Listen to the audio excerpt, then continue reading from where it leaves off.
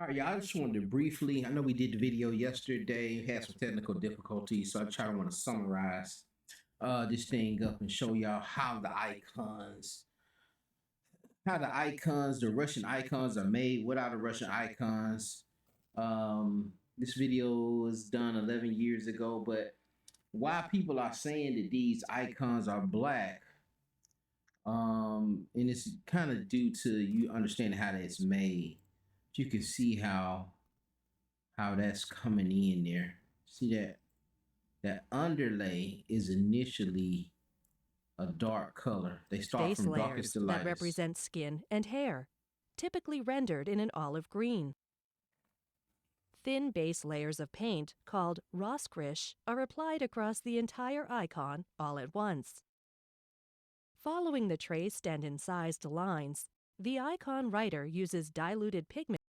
Now, after a while, if this painting is 60 years old, not 60 years, but 600 years old, or it's 500, 400 years old, eventually the top layer will wear out, and this all you will see. And then we start looking at these bottom layers and saying, well, you know what? That's a black man. Even though we know we don't have brown hair like that. To block in the large areas of color. Colors are applied from darkest to lightest. Additional colors are applied darkest to lightest. Layers create the forms. The building up of layers in this manner creates luminosity within the icon. Floats, or nearly transparent washes of pigment, are painted over each highlight layer. Denser colors of pigment cover the incised lines of the composition. The addition of tiny details takes place at the very end of the process. A final highlight, typically bright white, is added to the icon. These life-giving lights, or ojivki in Russian, do not suggest or conform to any outside light source, but rather seem to come from within the figures. A thin border is painted around the outside edge of the icon board. And that's important what she said there.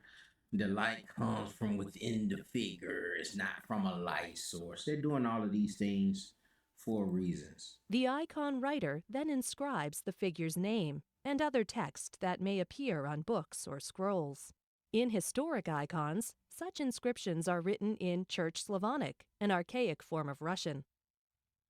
Now, is this Christ? Are they saying they're painting Christ here? Could be. I can't read it. I can't read those words. So I don't know who they're painting here.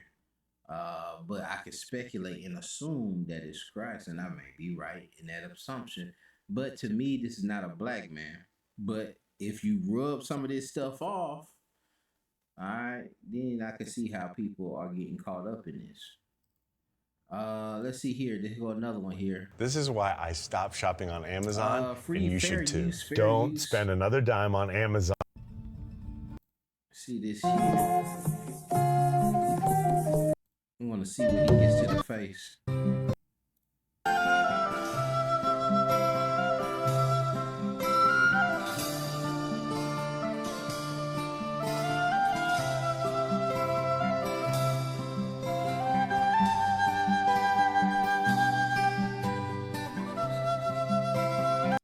And I'm gonna say that, even though I feel these are white people, but these they're not white. They're not painting blue eyes and blonde hair.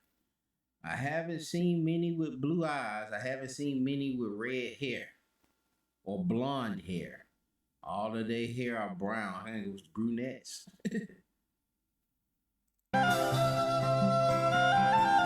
But again, that bottom layer, they paint from darkest to lightest. That bottom layer is going to start with either an olive color or a brown.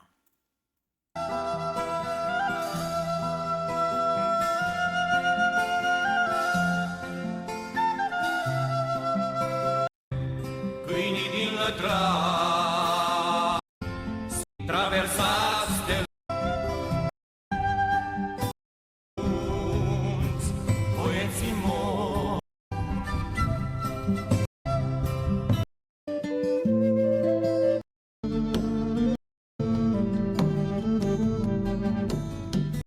got blue eyes? So I don't know. No. It's darkest to lightest. I guess he started with maybe a bluish kind of color, but then those are white eyeball part, not the pupil. Again, putting the white on later. But all of this area here, these shadows and stuff like that, to me, this is a white person, or Caucasian. But because of that bottom base underlayer and they painting from darkest to lightest, sometimes when these paintings get old, might can look like a melanated person in color, but still these are European features. That's the European nose, that's the European lips. But we're not doing that with these. We'll do that with like the Egyptian statues and other things, but for some reason we don't do it with it. It's just as long as it's the right color. But this is why you be having these issues. Now, what I do want to share with you too, I'm not gonna get into the whole Renaissance and all of that stuff again. Go check out the video we did Wednesday. But I do want to show that there are some of these saints and nobles and priests that they have venerated, and apostles that they have venerated, that are black. All right. And so this is why you will see some of them are black, because they are they are mimicked after an actual black person, whatever that means, whatever a black person is. But this here is Moses the Black. All right, matter of fact, let me show you some of the images that they've made of Moses the Black. All right, these are some of his images here. You see, and you can tell that these look a little different. You can tell Moses the Black, they're trying to make him black.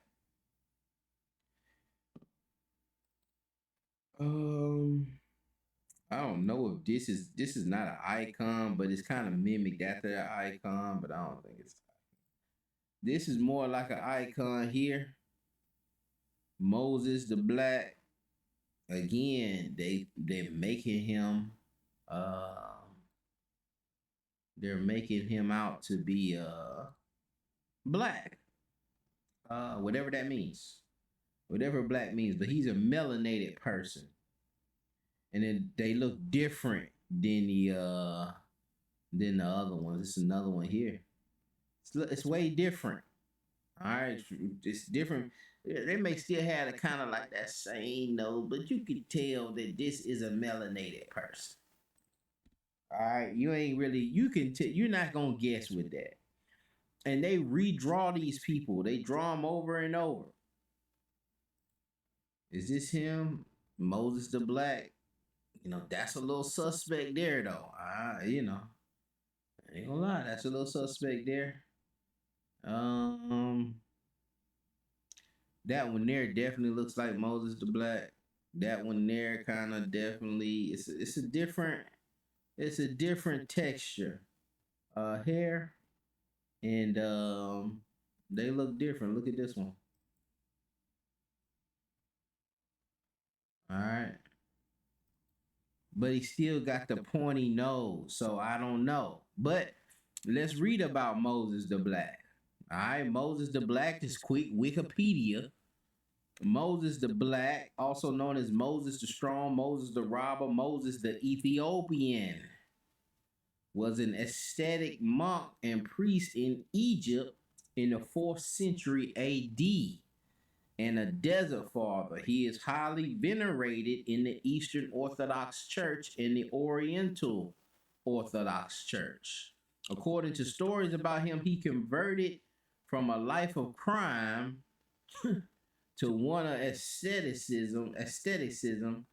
He is mentioned in Zozomen's ecclesiastical history, written about 70 years after Moses' death. All right, this is a Saint Moses the Ethiopian that was in Egypt in the 4th century. well, I guess it's 5th century, but you're born in either in the 4th century. Um, and you can, even that little picture there, it's a little iffy for me, but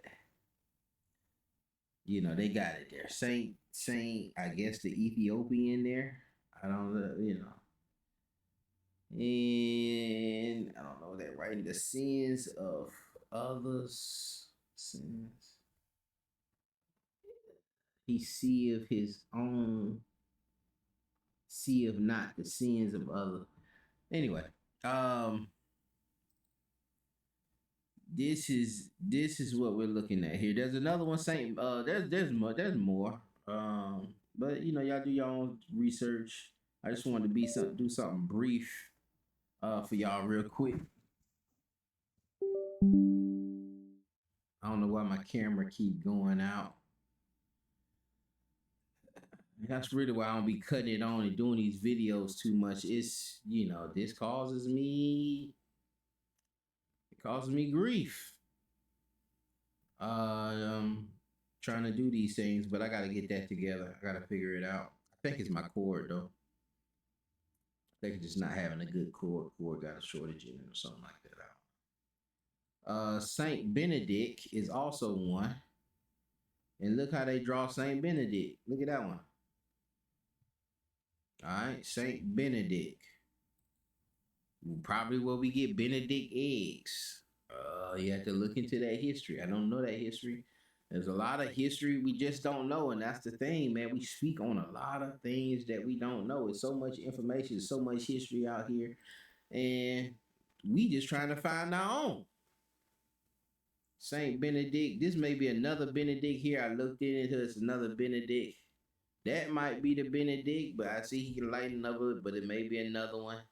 But y'all see how they're painting. Look at that. How they're doing Saint Benedict. All right. Is that a statue there of Saint Benedict? Also, it's a figurine. Who is this right here? Saint Martin. All right, they venerated black people. They have venerated black people, and they have made them icons. But just be careful when you're seeing certain images and you're saying, "Oh, what they?" I don't think they're painting Jesus white. They don't think Jesus is white. Okay, I don't. We saying the Eastern Orthodox Church thinks that Jesus is white and all. But they have venerated certain saints and nobles like Benedict, like Saint Benedict. All right, they have done that. And Moses the Black. It's another one I want to say named Saint Maurice or something like that. But again, going to that history. Greetings! Welcome to Saint of the Week, the show where we choose one saint's feast day Let's look from at this this real week and quick. discuss Saint their of the week. lives and their impact on the church. The saint for this week is Saint Benedict the African, whose feast day is April 4th.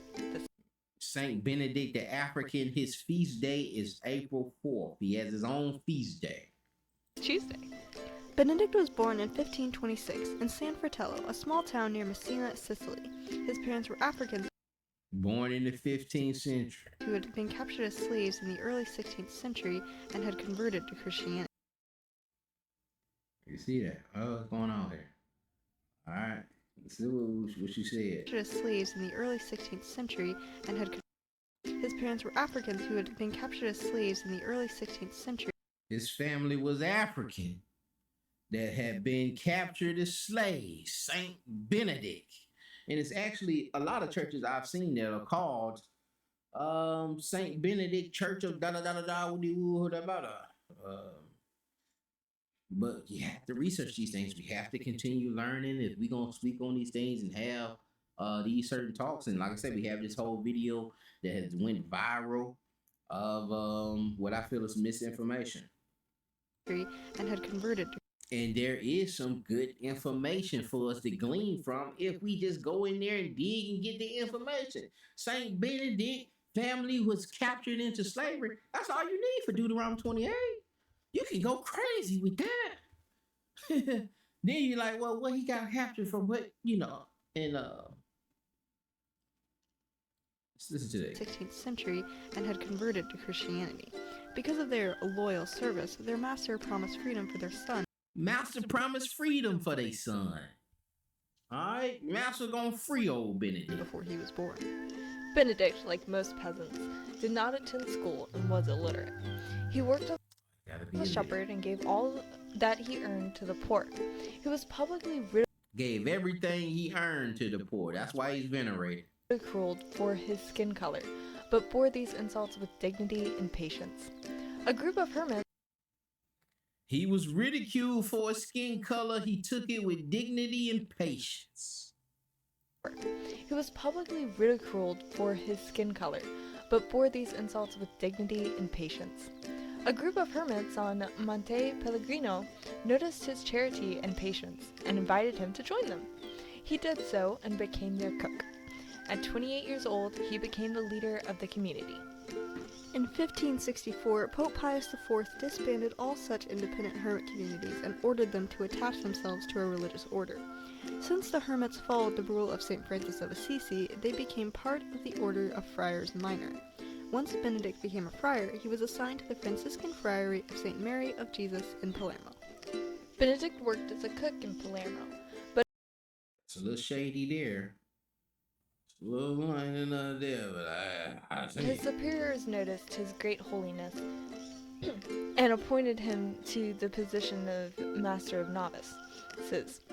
And later on in the... He promoted him to Master of Novice. And later on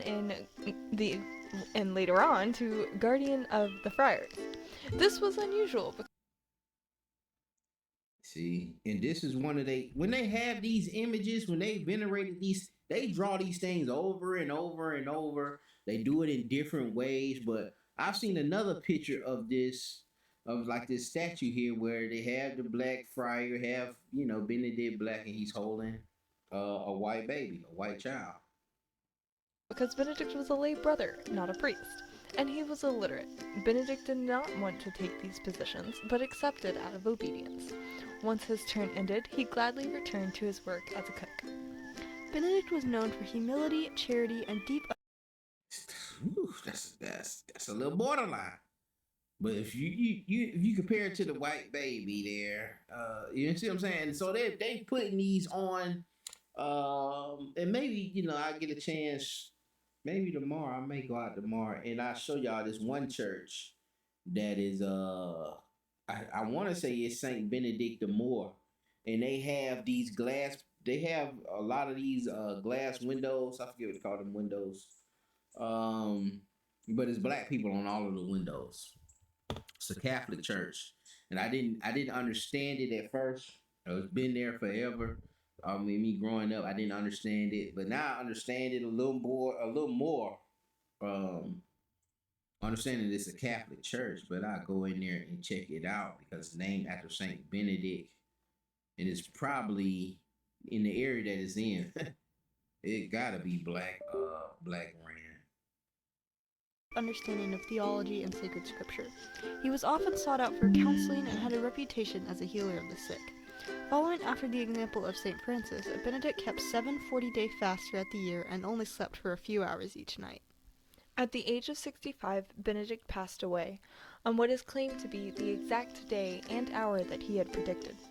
His body is incorruptible, and in 1611, King Philip III of Spain had his remains moved to a shrine in the church of St. And now they done took his remains and put him in some shrine. Saint Maria de Jesus. He is a patron saint of African missions, African Americans, Black missions. He's the saint for Africans. That's why it's called Saint Benedict Church. So that's probably why they have all of those stained windows, like them stained glass windows with all that stuff on it. I may not even go over there now. Black people, Palermo, San Fratello, and Sicily. Benedict's humility, patience, and dignity makes him an admirable role model to not just people of his race, but to everyone, no matter their skin color. He had a pure, simple love for God and his mystery. And you see how they drew that? You know, they not trying to hide them. And you may look at that and you see, Putin open something up that looks like that, and it may be Saint Benedict, it may be Moses the Black, it may be Saint Torah, maybe these other blacks. There are black ones that they have venerated, but because we used to seeing, we're not familiar with what these folks be doing in the Eastern Orthodox Church, or Russians, or what these Russian icons are. We assume every picture with a circle around it, or every statue is Christ, is a image of Christ. And so Joker see somebody pull something like this, man, look, that black Jesus right there. Come on. Even if he cannot read or write. By the grace of God, people today will be able to follow his example of love and charity. Saint Benedict the African, pray for us. And that's what I'm saying. These Russian icons are something else. It's like when they're praying to them, then the icon is praying for them, and they're idols. They're actually idols. So don't you go out there getting, I'm finna go get me a Saint Benedict icon, and I'm finna get me a Moses the Black icon, and you got it in your house, man. That's an idol. It's idolatry. Anyway, man, that's pretty much it. Man, I pray this thing was edifying. Y'all be blessed.